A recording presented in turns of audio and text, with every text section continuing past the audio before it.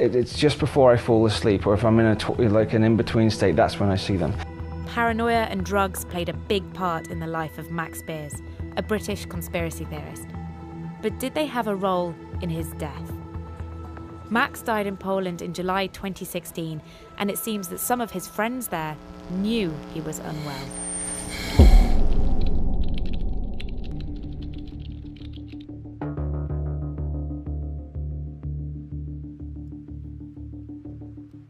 We've been in contact with a man in Poland who says he is a quantum therapist.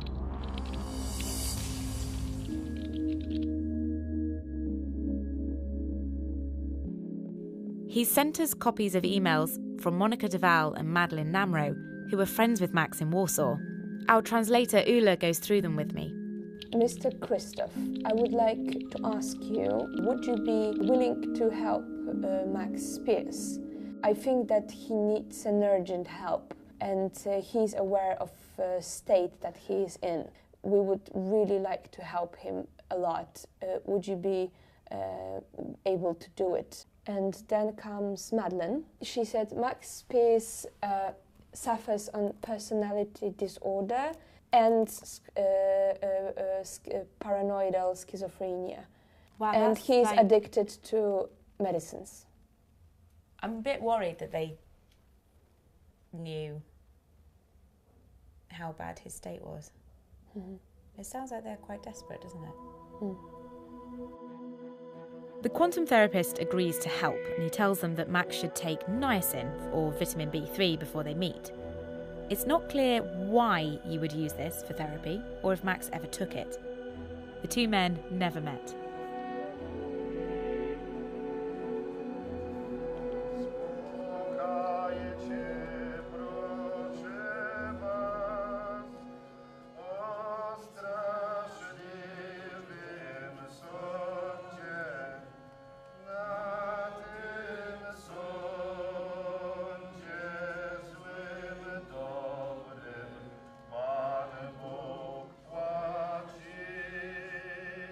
Listening to the singing and thought a lot about Vanessa and how hard it must be for her. Max was her baby boy, and then he grew up, and whatever happened in his life, he's now completely distant from her. Beyond the story, beyond the theories and the conspiracies and the online chat, the fact is that she's lost her child and his children have lost their father. And that's huge. It's really big.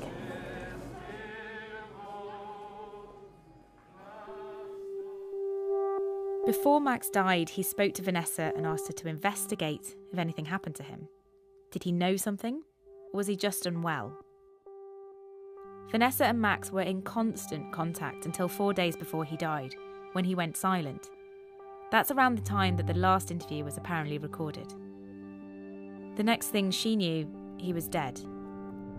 But the mystery doesn't end with his last breath. When Vanessa called Monica on the night Max died, she felt something strange was going on. There were definitely people there. I could hear people there. There were the urgency team and the doctor and everything were long gone. They were trying to, all sorts of, I don't know what, to bring Max back hours after. They were talking about these strange things like cups of milk and cups of vinegar, and I could hear all this being said.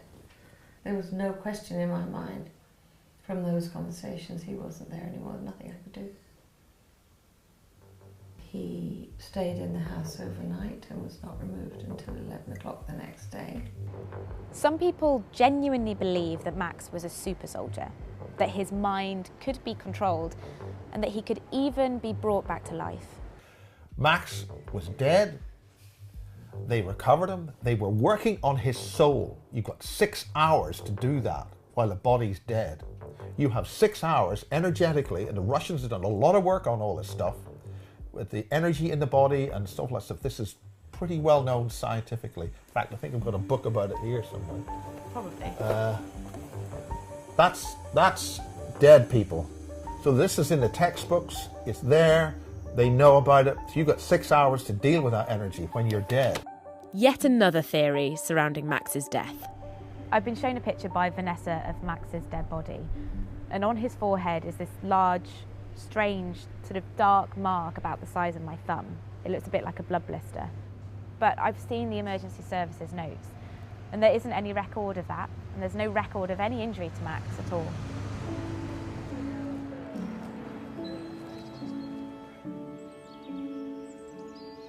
We got Max back home as quickly as we could. He arrived in a sealed coffin because he travelled across 4 countries. His body had decomposed, apparently to the point that the recommendation was that no one should see him. My daughter did, and she was very, very upset. The part of his face that she could see was so dark, it was unrecognisable. I've not seen him, not since the day he got on the plane to go. His case came with him, but it didn't have his laptop or his phone. So a couple of 3 weeks later she sent it, but there was no SIM card in the phone, and there was nothing on the computer at all. Somebody had clearly, definitely wiped everything off of it.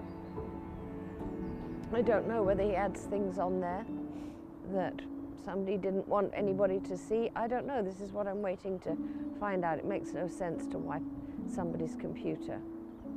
No sense to me.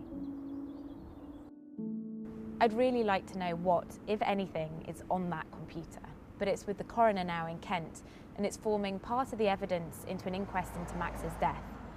The inquest is due to be held in the spring, and Vanessa is desperately hoping it will give her some answers. I want to know what happened to my son. Massive, massive gaps that are extremely painful for me every morning that I wake up. I worry about what happened to him. I don't know. I have no answers. Do you mind what the answers are? It's more important to me. I never thought that I'd be in a position to be even talking about it, but it's more important to me to know what happened, whatever it is, than not knowing. Just the truth? Yeah, just the truth.